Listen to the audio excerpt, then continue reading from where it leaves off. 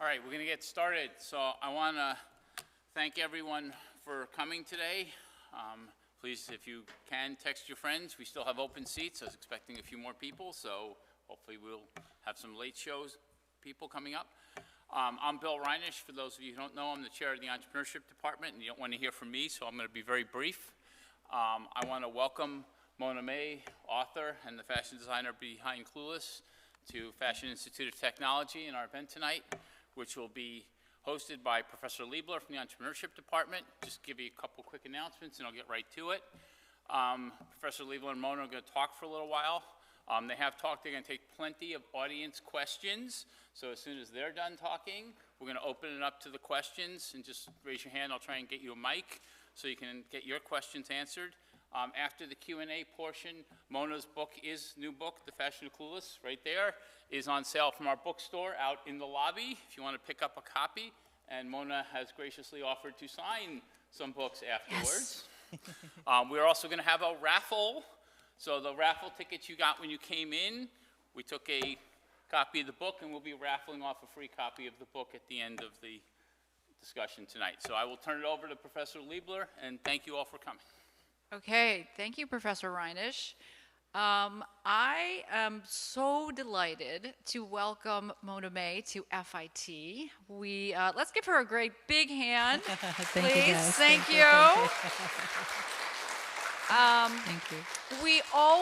She loves the students so much, which is such a delight to have her here. As you can tell, that she wants to hang out with you guys, most of all. But let me take a few moments to read her bio, because it is so impressive that, and it really is a lot of the highlights of what we're going to talk about. So, as you well know, she is a visionary costume designer who redefined fashion in film with the release of Clueless, hailed by Women's Wear Daily as the fashion movie of the year. Clueless introduced Mona as a bold creative and established a signature style, which we'll see up on the slides, that continues to inspire audiences around the globe with its 30th anniversary. She's created some of the most memorable looks in modern cinema and television. Her fearless designs can be seen in films such as Enchanted, Rami and Michelle's High School Reunion, Never Been Kissed, The House Bunny, The Wedding Singer, and many more. Through her work across media, she's collaborated with Hollywood's biggest stars, which I'm sure she'll talk about: James McAvoy, Julianne Moore, Liam Neeson, Alicia Silverstone, Drew Barrymore, Nicole Kidman, Jennifer Aniston, Adam Sandler, Amy Adams, fostering profound creative relationships that resulted in transformative and empowering performances. Her work continues to be recognized as iconic and revolutionary by esteemed publications, including the New York Times, Vogue, Harper's Bazaar, InStyle, People Magazine, The Hollywood Reporter, Variety, ABC News, and Access Hollywood. Most importantly, today she is a very passionate mentor and creative consultant. She regularly shares her expertise through keynote talks, lectures, workshops, and has collaborated with leading multinational, international brands such as The Real Real, Bloomingdale's, Stitch Fix, and Paramount Pictures. She's the author of the new book, The Fashion of Clueless, which we're going to talk about, which offers a captivating and behind-the-scenes exploration of the film's costumes, legacy, and cultural influence. That is quite a bio, Mona. Thank you. Wow, and so well-deserved. Thank you. Great to be here, you guys. I love FIT. I think it's such a fabulous school, and this is awesome to just be able to be here and share my wisdom and all the fun stories throughout my career. Yeah, hopefully we're going to talk about a lot of fun stories. So I think it'd be really interesting for the students to understand, how did you get into costume design? And how did you find your first inspiration for that? Well, strangely enough, I was a fashion student, and fashion was kind of my thing since a kid. You know, I drew the princesses and always had the collections ready, you know, at like 5 and 6 years old, and telling mom what to wear. So it really was kind of written in my, history that this is what I'm going to do. So I studied in Europe and United States, all over the world, fashion, you know, being a kid born in India and, you know, lived in many countries, it kind of really lended itself. And really not till being in LA, in FIDM, studying there, I had friends at USC Film School.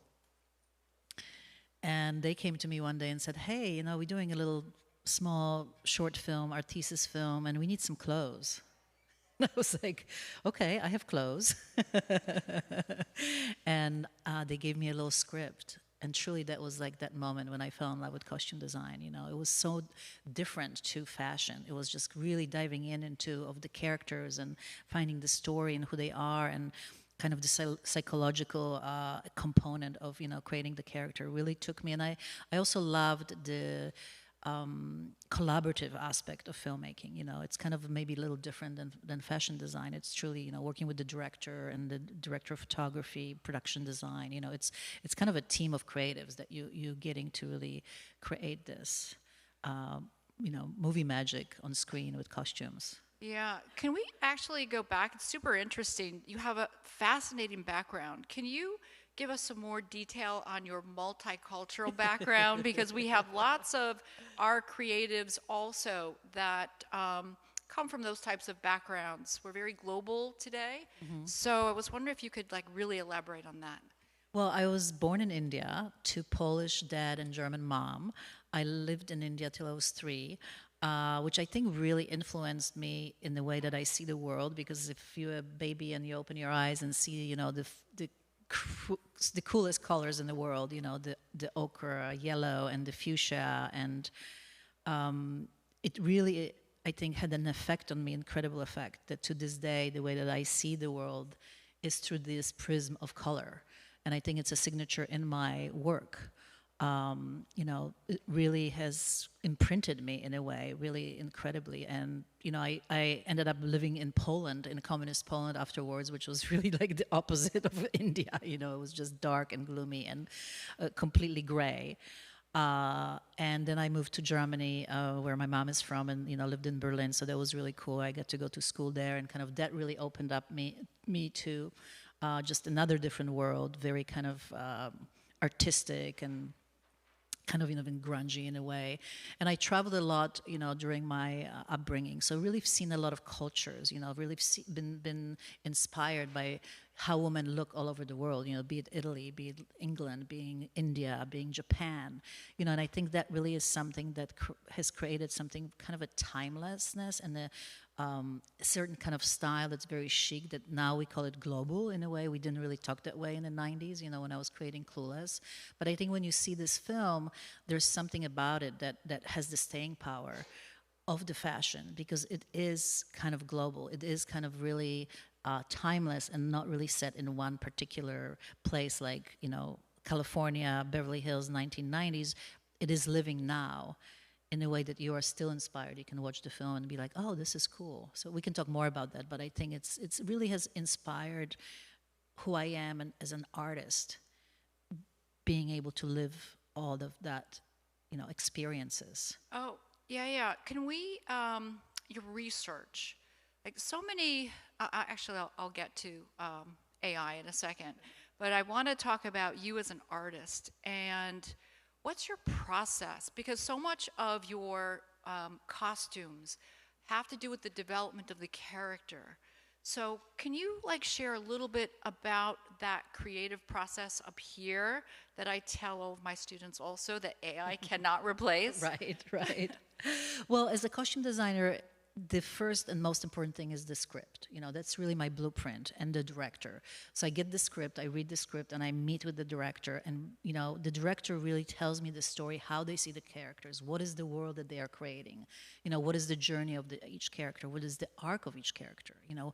And we get into really minutiae of things, where they came from, where they lived, prior to maybe the story that we're telling, where they come from, where were they educated, how much money they have, are they depressed, are they happy, all of that. So that really informs me. A lot of directors, not Emmy heckling, but a lot of directors don't really know fashion.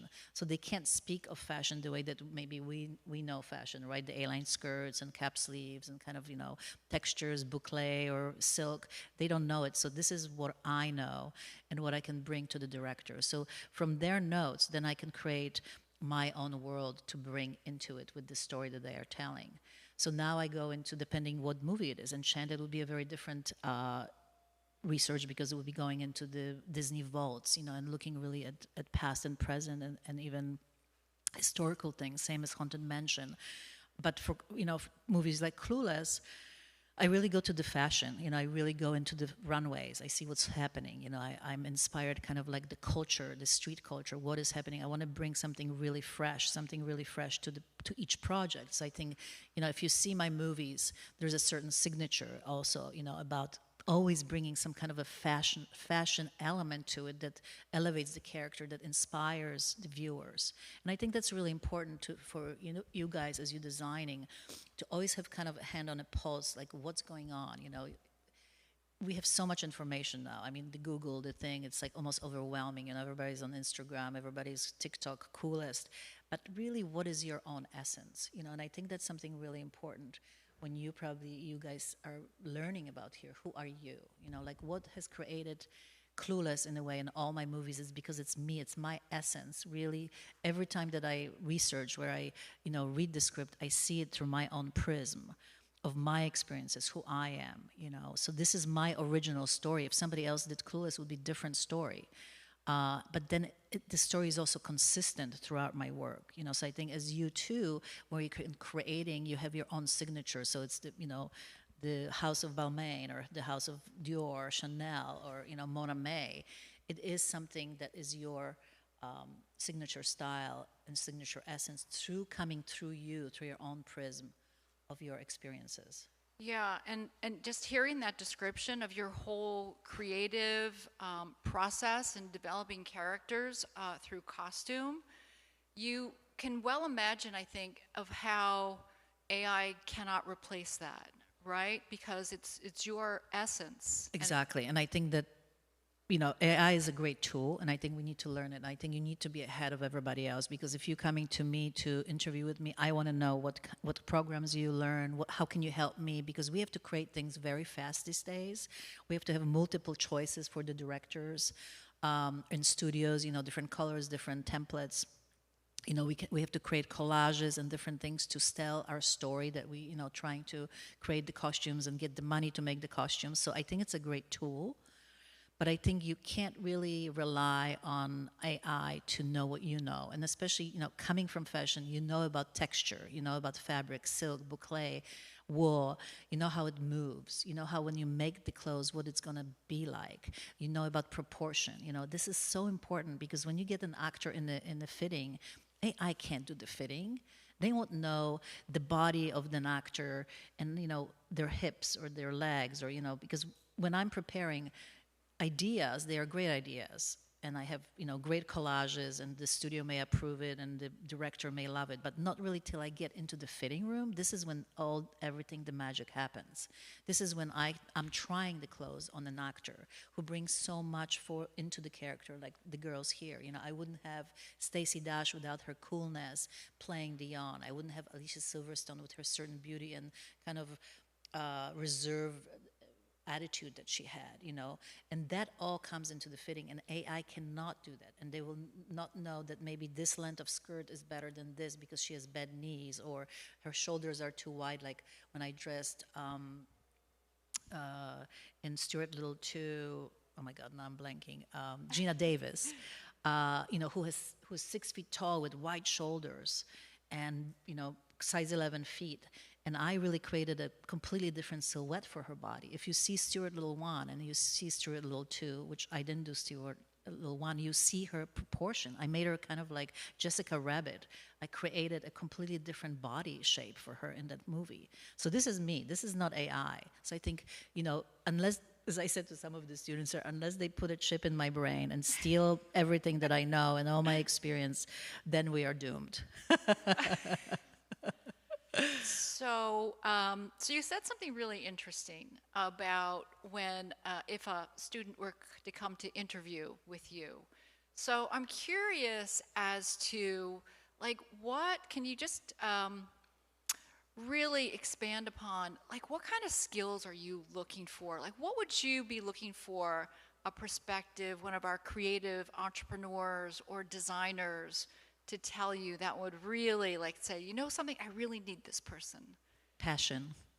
I mean, truly, if you're passionate at what you do, it shows. It shows in your work, it shows in your portfolio, it shows in you, and it shows in your knowledge of things, that you're passionate about finding out about new designers, that you watch the movies, that you go to art museum, you travel, that you really are inspired. You know, I want to have people on my team who are inspired and who can inspire me. So please, if you have the best portfolio and the coolest things and you come to me and say, oh my God, I just found this new designer on whatever, you know, Lower East Side is amazing, and they do these cool things, I'm like, wow, okay, I want to know about it.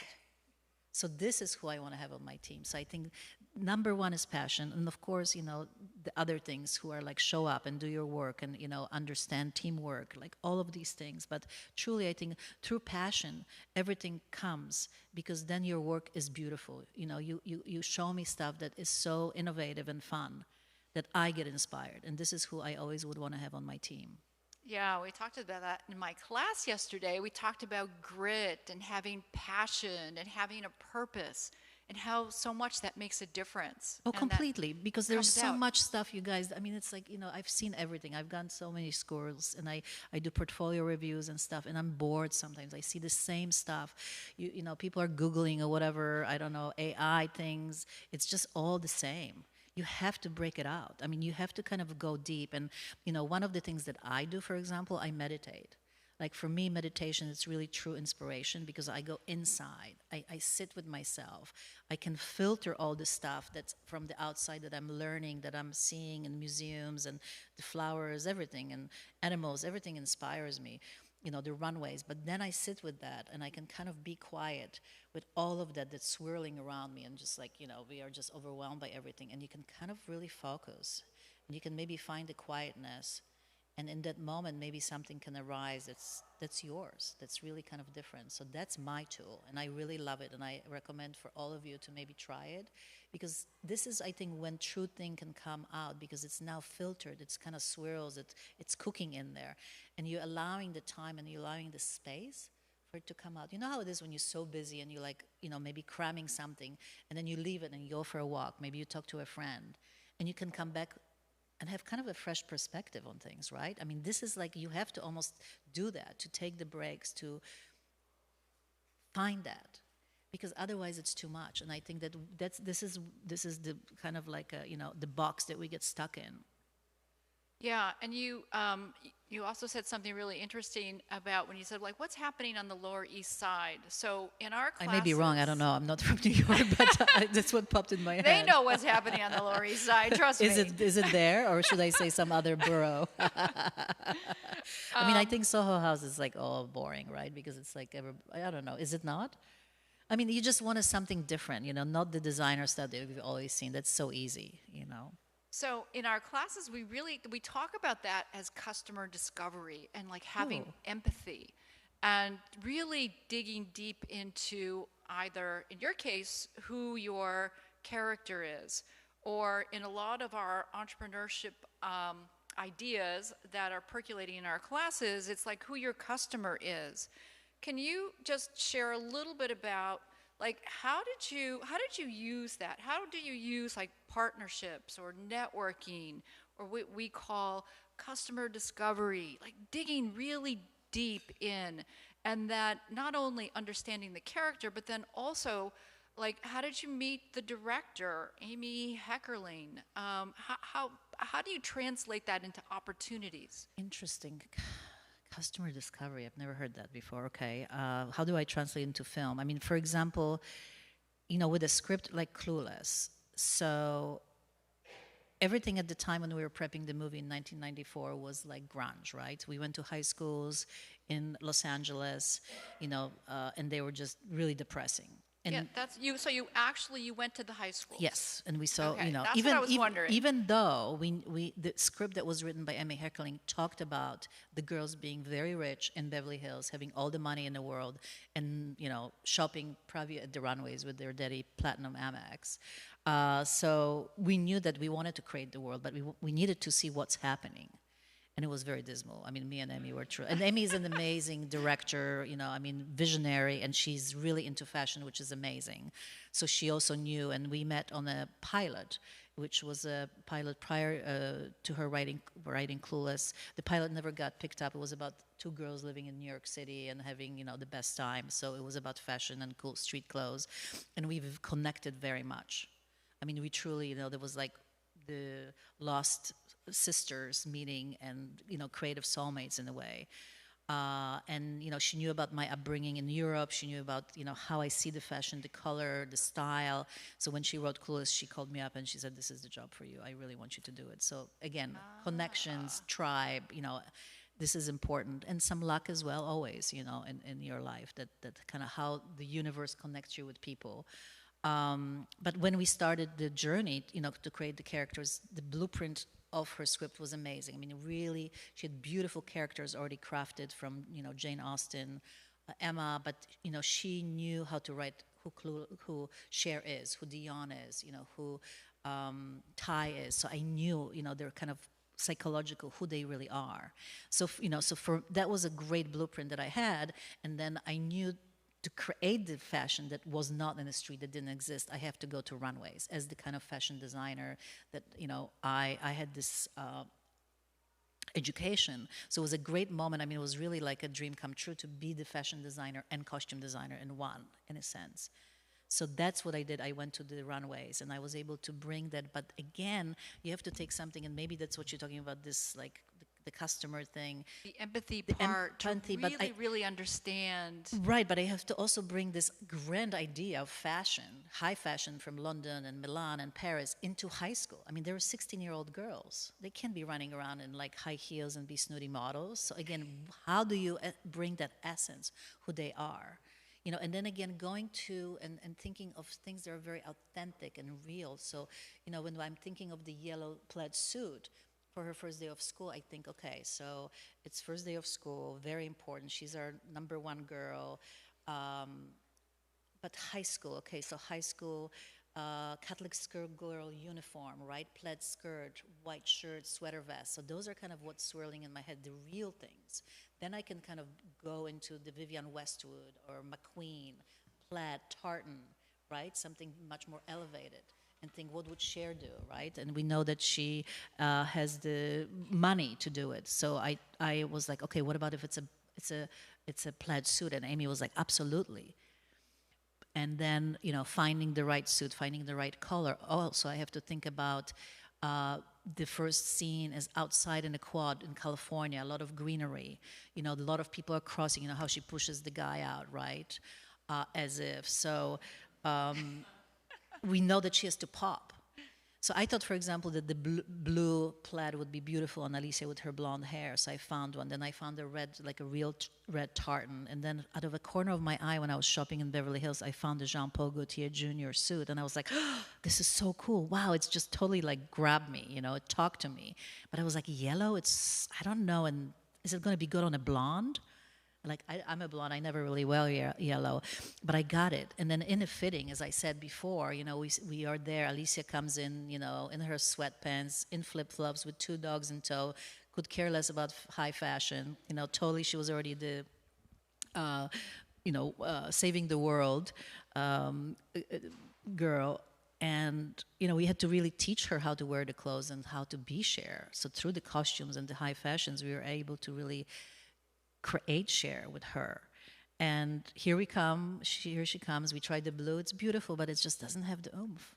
Right. Red, Amy was like, no way. We have the color palette, fall, Christmas, spring. You cannot use the red here.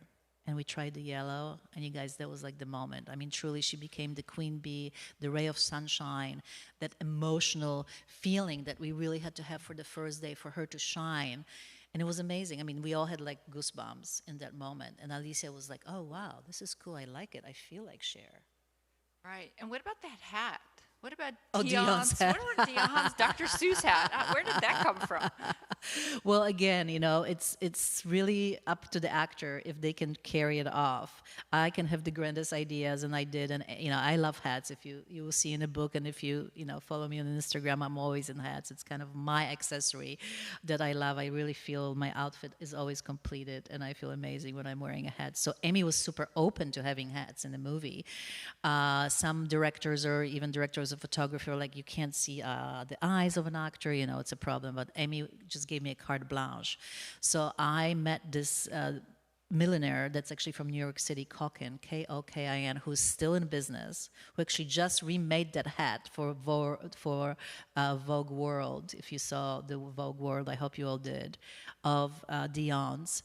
And so I had it in a fitting. I already knew what Alicia is going to wear. So then I do all the, she's always number one. We try all her clothes, all her costumes. We map it out. And then I try the second actor, Dion, in this case, Stacey Dash.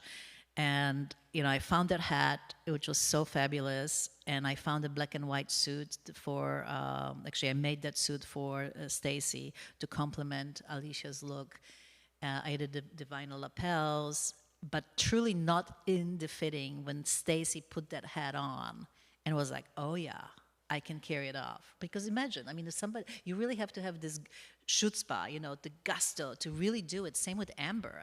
Her crazy outfit, the PP long stocking or anything else, right? The head to toe army look, or, the sailor. If she didn't carry it off, if she didn't have this like true authentic feeling, you'll be like, oh my God, this is so weird. And like, it's a costume, right? But it was fashion.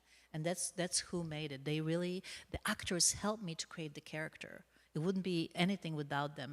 And you have to be careful too, because let's say if Stacey Dash Dion could not wear the hat, I would have to not use the hat. Right. So, like, just hearing this creative mind at work, can you guys see how AI cannot replace that? Not a chance, right? Not to this extent that it's cool like this. I think that it can, and it's just, I just don't think you have to have emotion. You talked about it. It's the emotional part. It has to have. You have to feel it. You have to understand this character, and it has to be all the elements of the actor and the idea of the director and the costume designer and even the DP, the way he shoots it. It's all kind of like, that's what creates kind of the iconic stuff. You can't just like put it on and think like, oh, this is so cool. It's just gonna, be cool in 30 years. You never think that way. You can't put that pressure on yourself. I think when you're designing a collection that it's gonna be the hippest, coolest. You hope for it, right? But you can't have that pressure. You'll be like, I couldn't do it. I couldn't design a movie and be like, okay, I'm gonna just be the coolest girl, and 30 years later, here I am at FIT talking about it. No way. I'm just doing my stuff. It doesn't happen right? that way. It doesn't happen that way. Exactly. The pressure would make you completely paralyzed, I think. Yeah. So I just want to kind of direct it towards my students a little bit. And what kind of advice could you give to we have lots of young creative entrepreneurs, designers in the audience, as to how do they find mentors? How can you approach getting relationships that will help your career path? Do you have any words of advice there? Well, don't just email them and say, hey, can you help me? I think you have to find the people that you resonate with, to really, someone that feels like it's the same tribe, that's the same kind of, creative juice that you're having. Because I think that's really important to, when you're reaching out to someone, you have to really love their work. You have to love their designs. You have to love their, movies or whatever it is. Like, for example, when a lot of people reach out to me and like, you've inspired me. It's a different kind of language. It's a different kind of connection. You're not really coming like, what can you give me? You really are, connecting with someone on an artistic level. And I think that's really important, and I think you need to reach out. You have Instagram now. You have all that stuff that we didn't have as young, artists. growing up in a sense. So you can, and some people will not. I mean, I reach out to certain people and I never hear back, but then I reach out to some people and they, we connect and we collaborate and do different things. I think you have to be patient. I think, again, be a creative.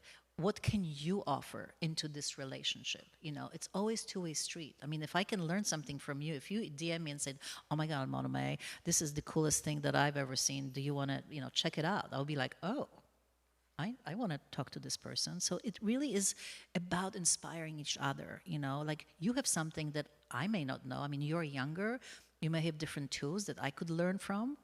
Absolutely, like I'm open. But you have to be, it's a two-way street. So when you're reaching out, make sure you know what they do, the designers, what do you love about their work? That's really, really good advice. And actually, one of the things that comes to mind is what we were talking about in my class related to tea people. Like you have a real skill set in something, but that you're able to talk about like a whole bunch of other things. That's what makes the tea.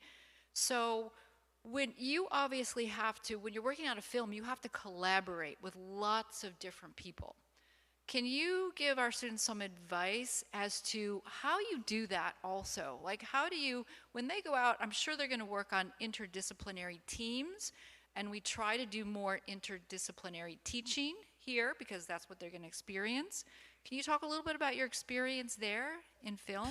Well, as a costume designer, I have the chief, which is the director, right? So it's their story. So I have to, I'm working for them in a sense. I'm creating for their project, for their story. So that's the most important person that I have to collaborate with, and I bring my expertise to them. So as, again, it's an exchange. It's never like one-way street. I mean, sometimes it is with, mean directors, but not often. It really, they need my help to really be able to understand how to tell the story through clothing. I have director of photography. I have to find out how they're shooting, how they're going to shoot. I want to tell them about details and colors and textures that we own the same color palette. Production designer, set decorator, prop people. Like what are they wearing? I usually bring a lot of props myself. Accessories. There's some accessories designers here. Accessories, how important they are. I mean everything from hats to bags to shoes to. I mean, the beepers that we're wearing, the bottle holders that I designed. I mean, everything really matters. And I think that's what makes the story so lovable and inspiring thing, because every little detail was worked out between all the departments. But you cannot do it without proper communication. You have to give them the information ahead of time. You can't give them the information the day of. The director needs to know what's going on ahead of time so they can approve it, they can feel it. Same with the actors. I can't just tell them last minute.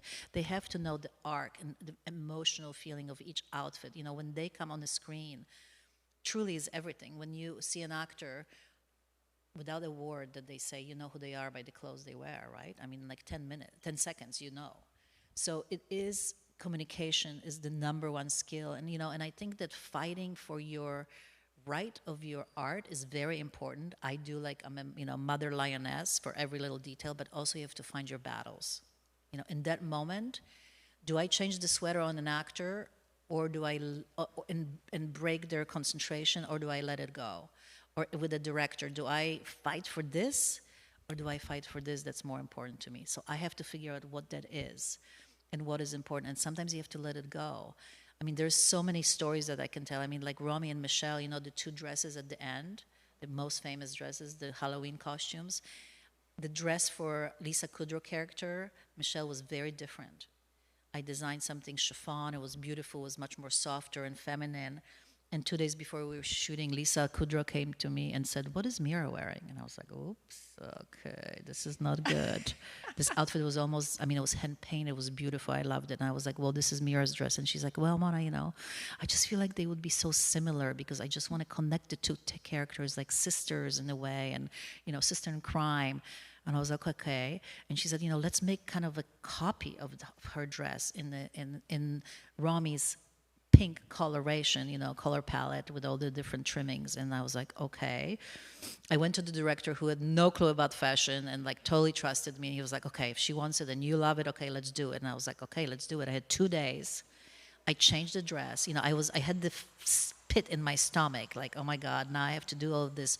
But I trusted her. Yeah. And I think in that moment it was right, because what came out of that was really the right thing.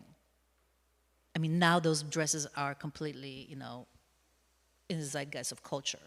Oh, People totally. are wearing them for Halloween. So it's interesting how you have to also trust yourself and trust the process as well, to let things in and hope for the best, because, sometimes you don't know the turnout, what's going to happen. And I mean, it could have been bad, but it turned out good. But you have no control. I mean, when I do movies, like, I can do the best job, right? I can do the best costumes. But if the movie is bad, or the actors are bad, or the lighting is bad, or something happens, I have no control how the movie is going to come out in the end. Right. I have to kind of give the birth and hope for the best. Right. Same right. for you guys. I mean, I think you birth the collection, right? And then you hope for the best, that in that moment, the right people will see it, the right people will wear it. But at some point, we don't have the control. So you have to let it go. So it's interesting, it's kind of like, I study Buddhism, and it's like letting go and attaching and letting go. You can't be so attached that it's just too much. So I think life is like that, where it's kind of like, it really is, it's a flow. You have to allow the flow. And I think that's when true inspiration comes, and you really can kind of, be happy about it, and not so, I mean, I think we always stress out. I do too, of course. But there is a certain level of kind of like, happiness, where you kind of you attach to it, but also not, and maybe the thing itself can kind of become something. And I think that's what, for me, is the actors in my fittings and the directors.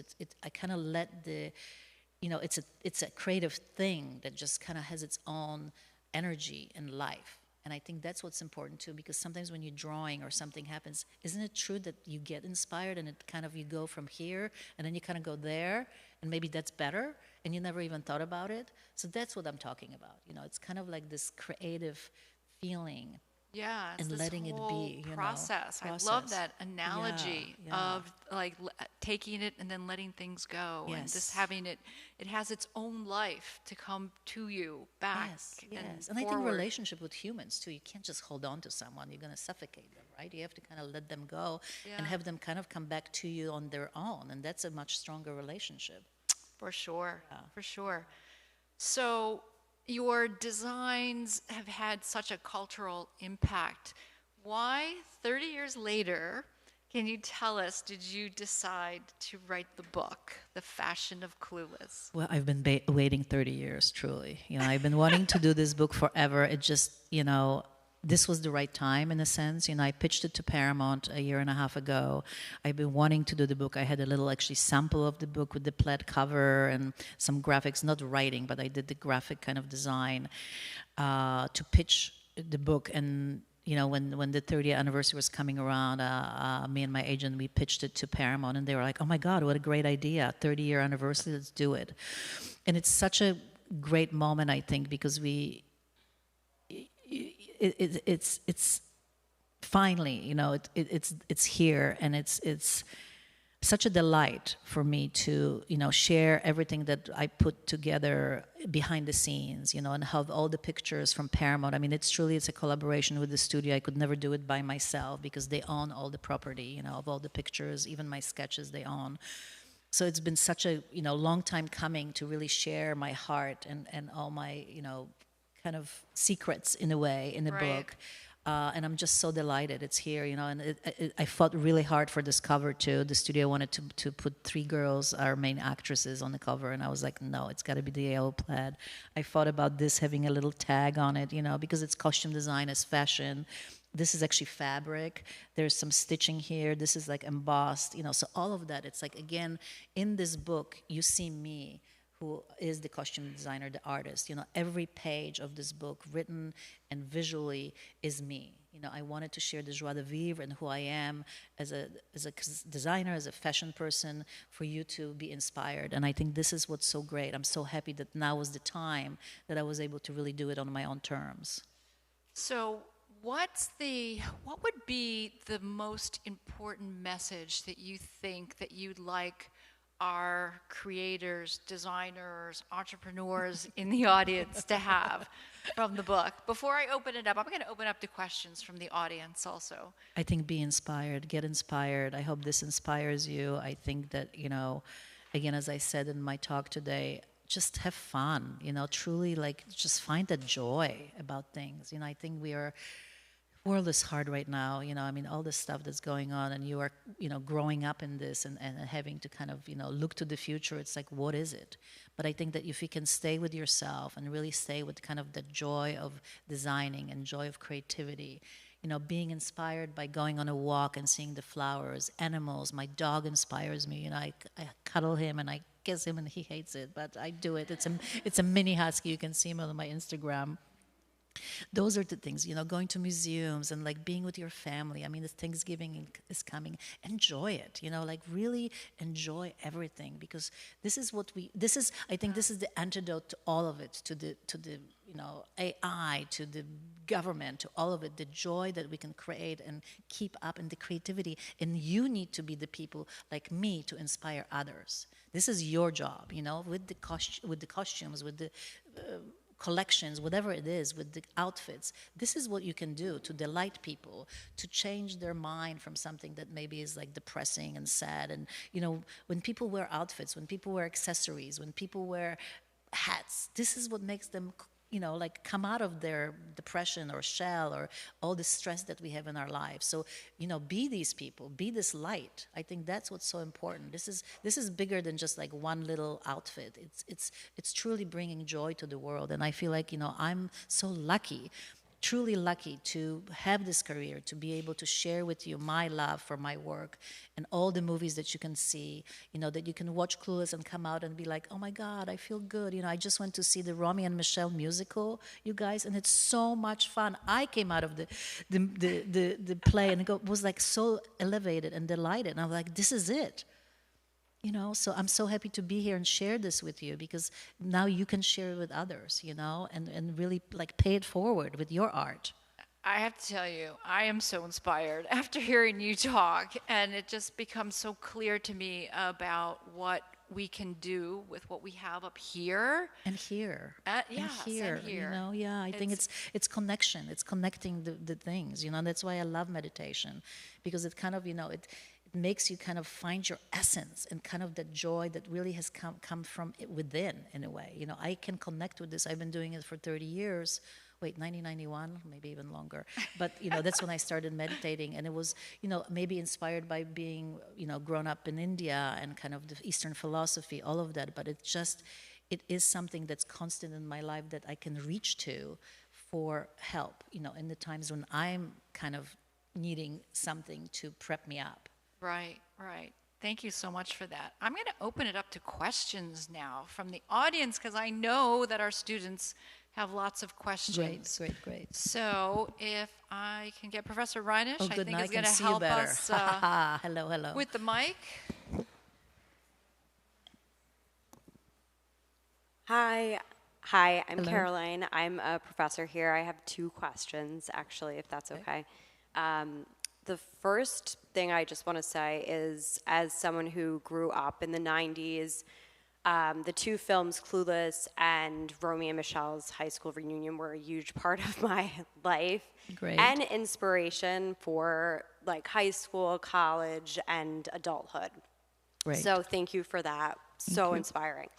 I'm working as a costume designer right now, and the first question I have is just in terms of tackling budgets and early in your career, trying to get pieces from designers or trying to get runway pieces, how did you navigate that, and what did you do when you had a low budget? Did you find that those were the challenges that actually made things more creative, made your process more creative, or how did you tackle those things? Great question, you guys. I mean, Clueless was a small movie. Studios did not want to make Clueless because it was a movie about girls. So Amy Heckerling went from studio to studio, and they rejected the film and the script. So not till Paramount, and it was run by Sherry Lansing, a woman. She took us on. But it was a low budget, like a stepchild, really, So I had $200,000, which was nothing. You guys share alone had 65 changes. So as a costume designer, it's above average to say the least. 45 for the other girls. I mean, we had Ty, we had Dion, we had Amber, and I dressed all the background as well, because otherwise you would see grunge people in very boring, ugly clothes, which was a huge task. But because of that low budget, and not being able to just go to the store and get everything I wanted because it was not there, I had to really, that was like the mother of invention, truly. So I was able to go and get some of the designer clothes, like, Jean-Paul Gaultier. The Alaya dress I actually had to borrow from Alaya because I didn't have $3,000. And that was before the PR machine. So there was no that phone call that I could go on or email. There was no emails. It was very analog to get free stuff. I mean, Sex in the City is a different story. Now there's a whole big PR machine, especially if we have big, movie stars, so you can get stuff. But then I didn't. But because of that, I was able to really get the high and low that nobody wore at the time. So I was using high designers. I was using clothes from the mall, like Contempo Casual, which you probably remember. Oh, yeah, sure, yeah. You probably don't. It was a great store. And thrift store. So a lot of this kind of stuff, and how I created the thrift store stuff, I tailored everything. So it looked couture. I got I think the purse that Stacey Dash, Dion always wears a 1950s purse. I mean, it was Charles David shoes. We repeated the shoes. But, I came up with something very innovative and fresh for the time because nobody dressed like that, not only in high fashion, but also the high and low. So I think you always can find some inspiration in the hardship of things. Right. And I think you can't rely on PR anymore. I mean, only for big movies they'll give it to you. But it's even now, I did something with Nicole Kidman. They gave us 30% at Gucci. What is that? It's nothing, right, on an $8,000 dress. So I think it's a great question because I think, again, you have to go into the inspiration of things and find what's right for the character. You also don't want to dress them head to toe in Calvin Klein. It would be boring, right, if they gave you the clothes. It has to be real. So find the things, and go to costume houses and go to thrift stores. And it's all of that mixed together, That's what's something that you can come up that's new and fresh. Thank you so much. And then the second question is, for someone like me, I've been doing costume design about 15 years, and I find it hard sometimes to get, I'll do theater, off-Broadway, that sort of thing, but it's hard to switch over to film. It's hard to switch over to television. What do you think the process is for something like that, or for people who are sort of stuck and they're getting jobs word of mouth, which is great, but getting stuck in terms of do we need to join a costume union? Do you think trying to find an agent? What do you think is the best way? Well, it's not easy.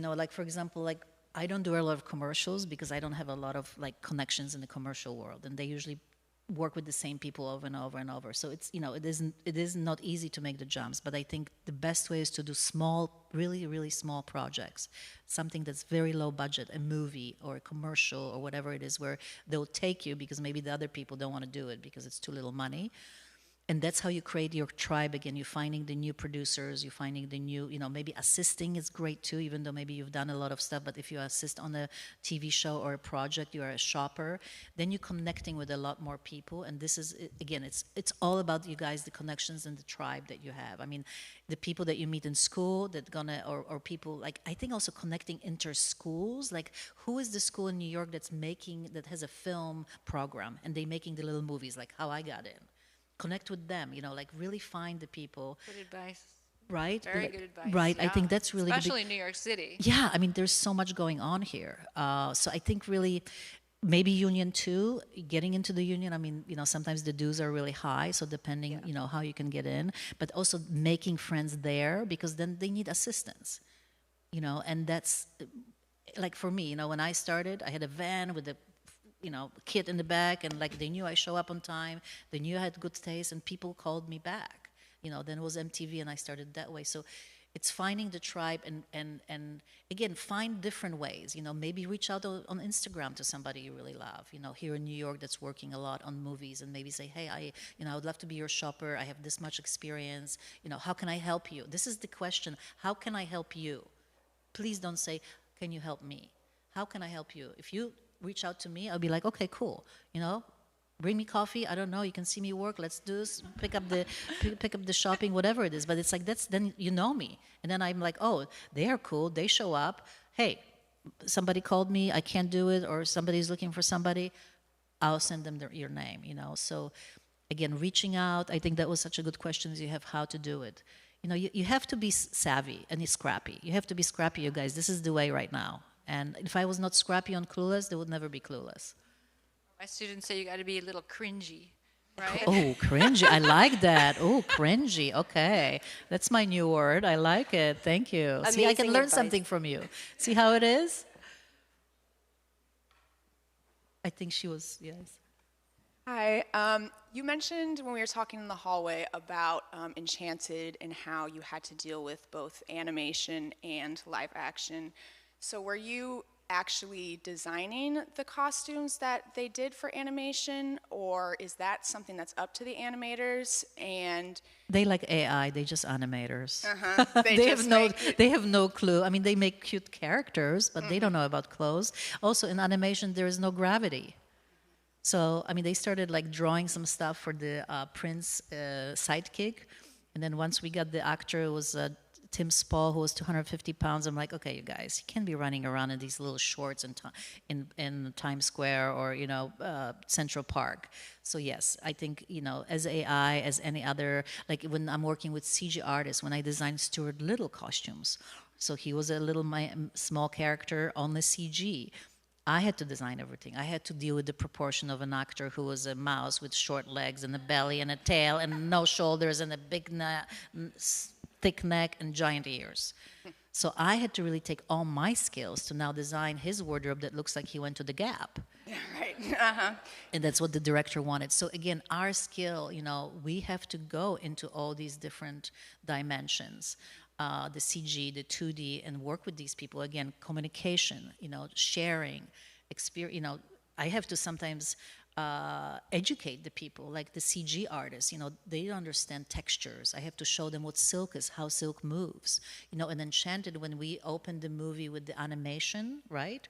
I had to actually make a dress for Amy Adams for the animators to see how the ribbon flows, how the silk chiffon flows. They have to tackle it and then, create that. Even in Stuart Little with Margalo, the scarf, the silk scarf, I had to show them how the scarf should work. I told them about the helmet that I designed to be like Amelia Earhart with a little bob and then the little ring that was like a earring, all of that texture. And so it's so important, I think, that again, we really are the creators.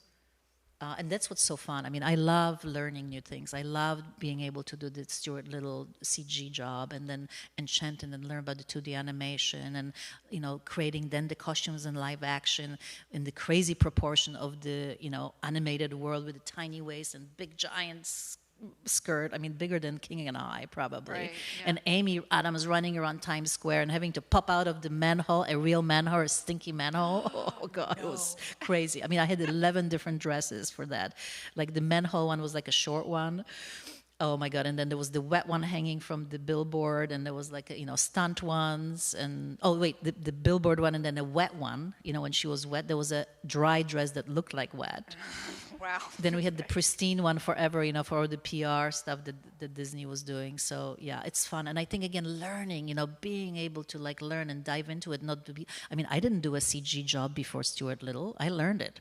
I walked into the room, with my illustrator and okay, boys, 20 boys around the table, being myself, and again, like, with age and of course with experience, you have more of like, what would you call it? Strength or Confidence, I guess. Confidence, yes. Yeah. So you learn it too, but I think sometimes you have to fake it. Make it till you fake it a little bit. Yeah, you walk we in, love that. You're Fake little, it till you're you little make scared, it. but it's like, hey, I'm going to do it. I don't know, have a shot of tequila. I don't know. That's probably not a good advice here at school, but you know what I mean? Like sometimes you just have to like really be like, I'm on. It's cool, and we all learning. And you know what? Everybody stumbles and everybody says weird words, and like I think we take things too seriously, and like nobody really cares. Like sometimes my lipstick is off. I'm like, I was like so worried about it. Like who even saw it? Or like, a hair in my nose, like whatever, So it's funny. It's like we have to think of the kind of the bigger picture always, and learning and learning and learning and, being inspired. Great question. So Anybody else? true. Yeah.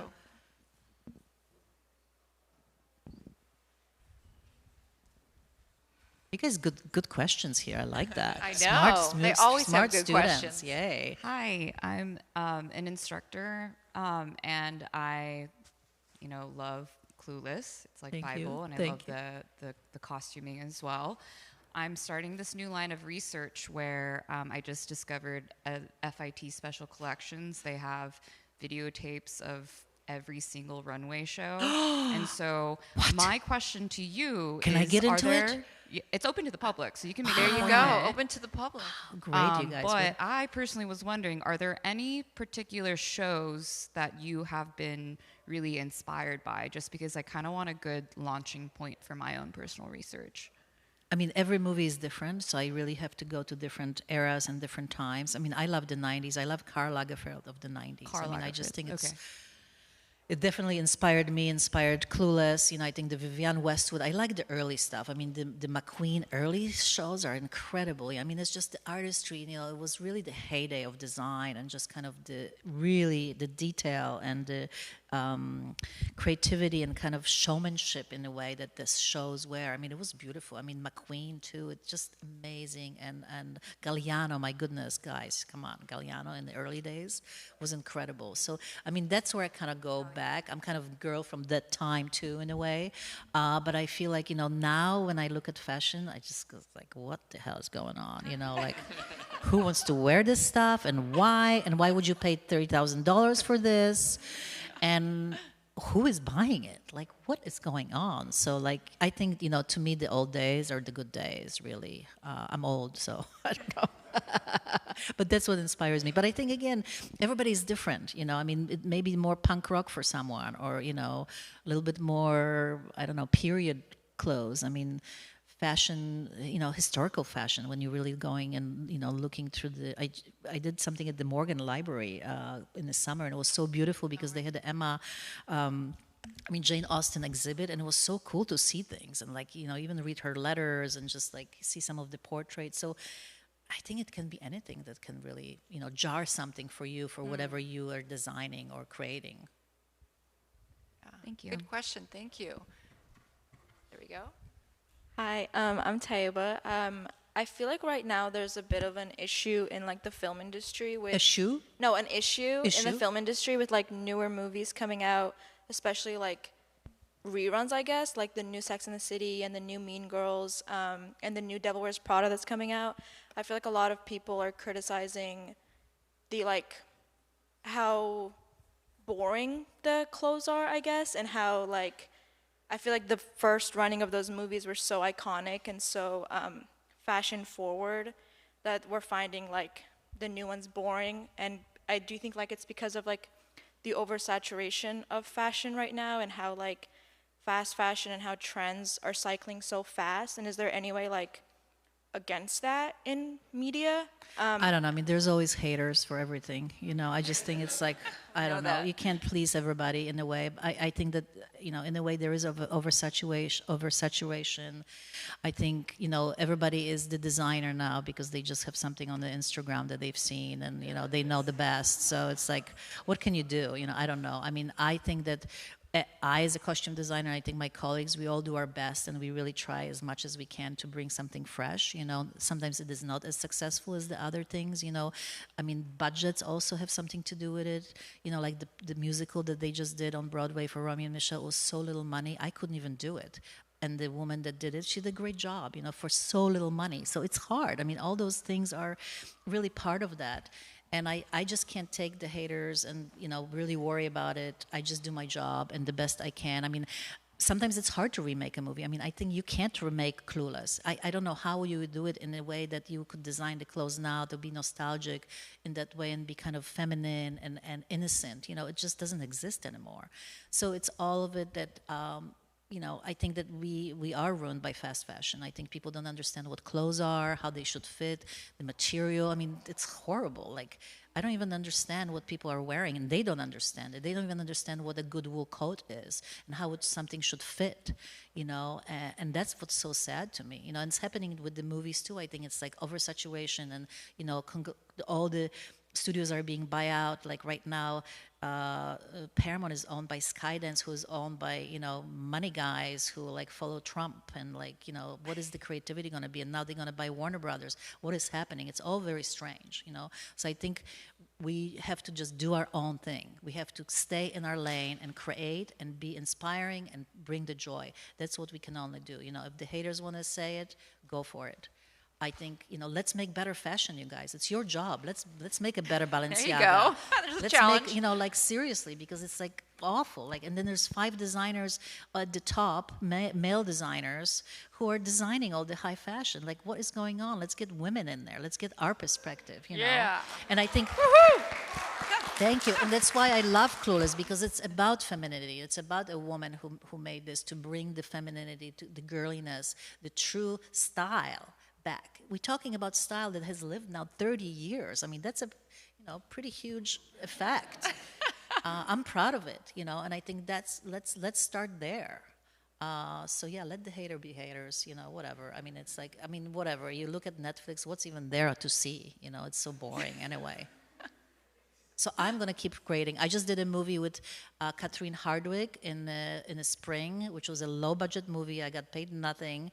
And I had to drive to work 1.5 hours every day, and we shot in the rain and in the fire in LA, and we did it. And it's a movie called Street Smart about homeless kids in Venice Beach living, but it's about the creativity, it's about survival, it's about all of it, who we are as young people trying to find our place in the world. So those are the projects. This is where you want to be.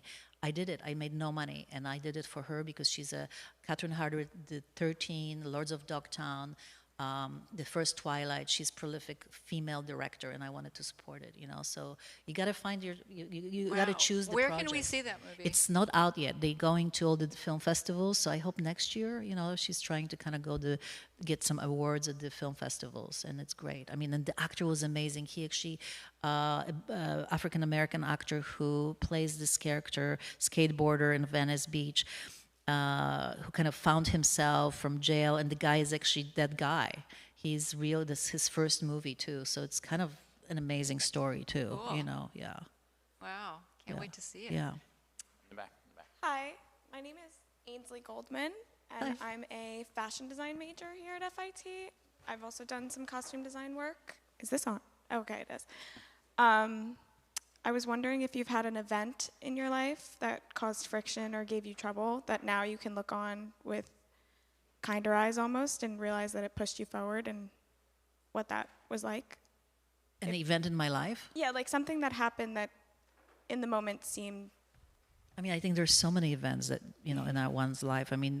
I had a tragic, sad thing happen to me in my life with my father. He died when I was 11, and it really imprinted me. It caused me a lot of pain that I always feel, and that there's something that also is beautiful that I can go to in my work, in my life. That's like it brings something that's so deep.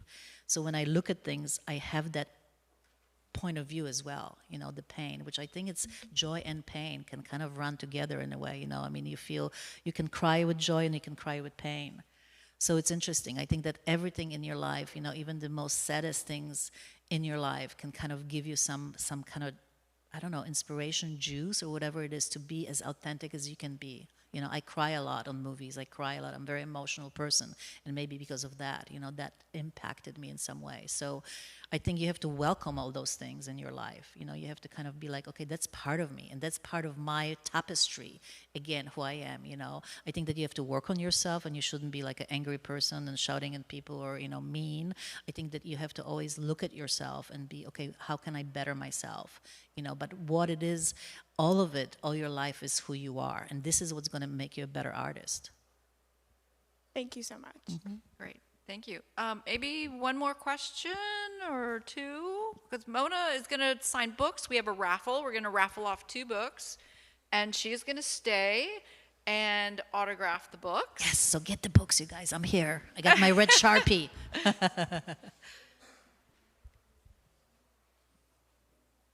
I'm Maggie. One of my first theater productions I ever did, that I did costume for, was The Wedding Singer, which was fabulous. And obviously we took a lot of inspo from, the movie. And I found a lot of your works to be very naturally theatrical in its nature, which I think it's rare to see that translated from both film and on stage. And I was curious, how was it difficult to get acceptance within the film industry with such avant-garde pieces? Because I think the film industry tends to favor subtlety in its And costuming. I think now even more so, yeah.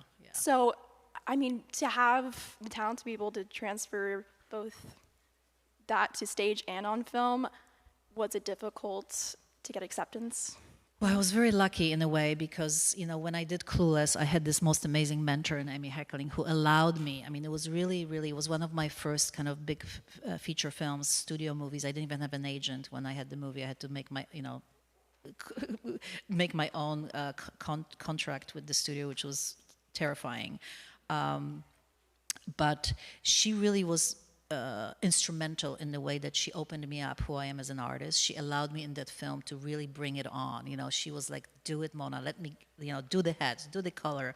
You are on the right track. So she really almost like, got the genie out of the bottle in a way. So that was wonderful because when the movie came out, I got this appreciation and truly, my costumes made the movie in some way, and I found the acceptance and kind of, really, I was celebrated in a way as a costume designer. So that gave me the empowerment to really use that kind of art that is mine into my other movies. I was kind of unleashed in a way. So I didn't have a fear. I was able to go to Romy and Michelle, Wedding Singers, and on the movie and find my signature, kind of who I am, and kind of that joie de vivre in the costumes and maybe larger than life. But also I think that in my films, there's a lot of whimsy, and maybe that's where that comes from. And that is, I have to always walk a very kind of a strange line between being that big, but also always being authentic and making sure that the costumes are not caricature or wearing the actors, or they don't become like Halloween costumes already right there, Let's the movie come out and then become Halloween costumes, but you know what I mean? So it's interesting. So I think you have to have some confidence, and it's going to come by finding, again, the right people to work with who will accept your vision, and then hopefully acceptance from the viewers who will see it, and then, getting rehired for what you can bring to the picture. Because in a way, people call me and they want Mona May look. So right. Hopefully you can find whatever it is yours. It could be, absolutely the opposite from me, but yours. And that, that may be wanted. And that's, again, your signature, something very specific that you can bring to a movie. So I'm really happy that my can translate in different ways. But I also don't get calls for certain things that are more maybe real, or I don't get cup shows ever. So so it's interesting. You have to find your way. What it is for you. But thank you for the compliment. Okay. Thank you. Should we raffle off a couple One books more. now? Let's do one more question. One more question. Yeah, okay. Come on. You're so good. I'll sign fast.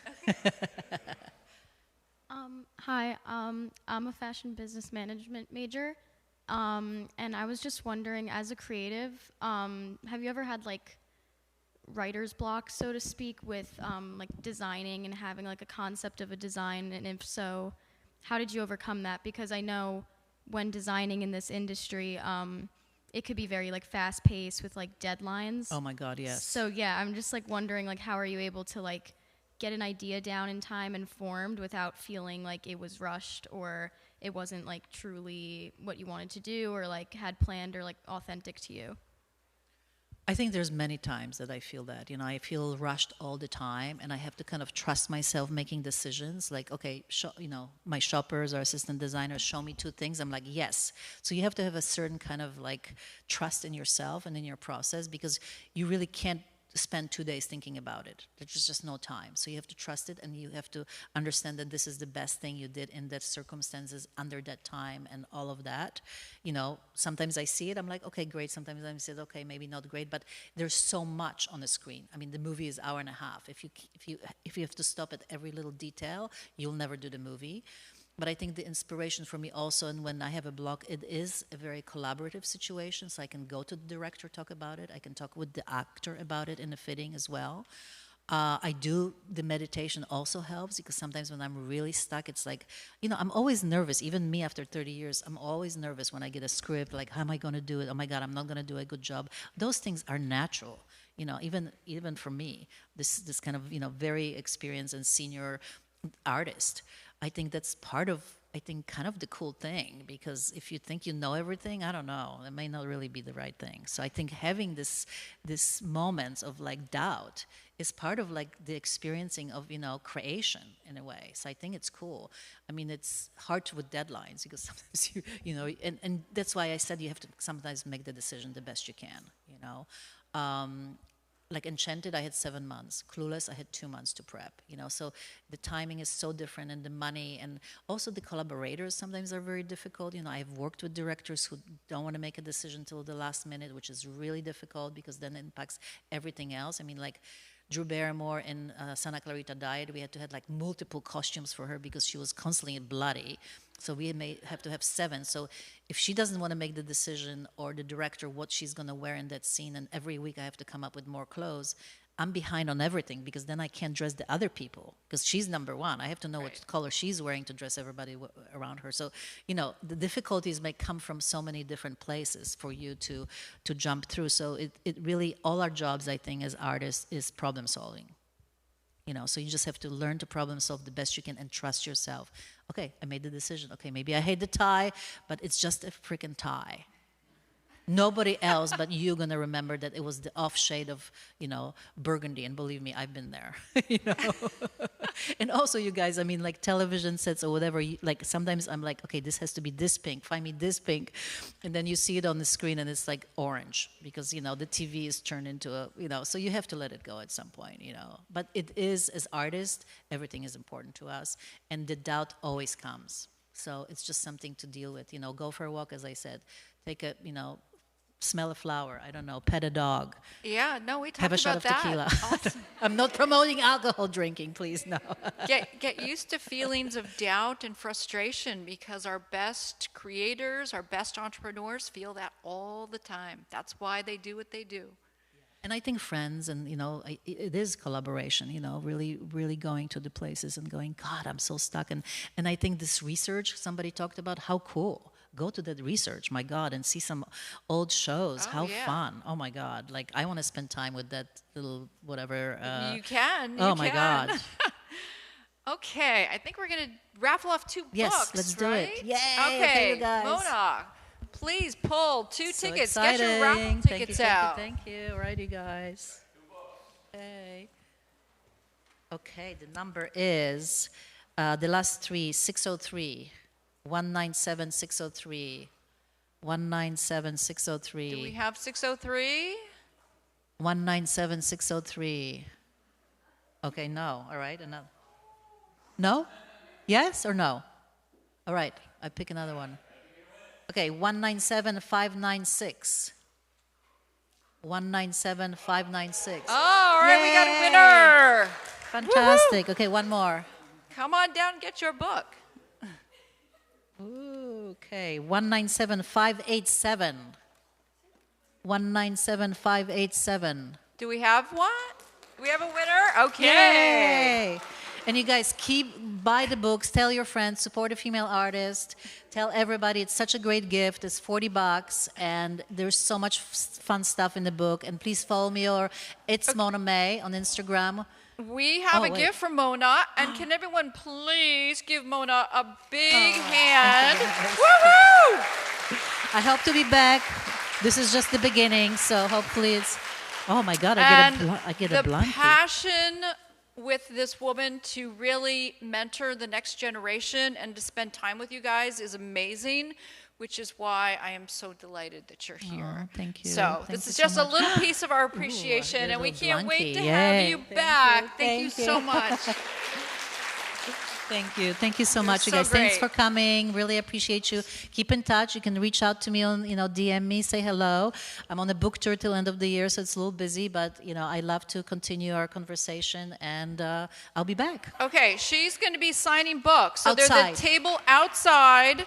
If you want a book, please have her sign it. If you'd like to purchase a book, we have books for sale right outside.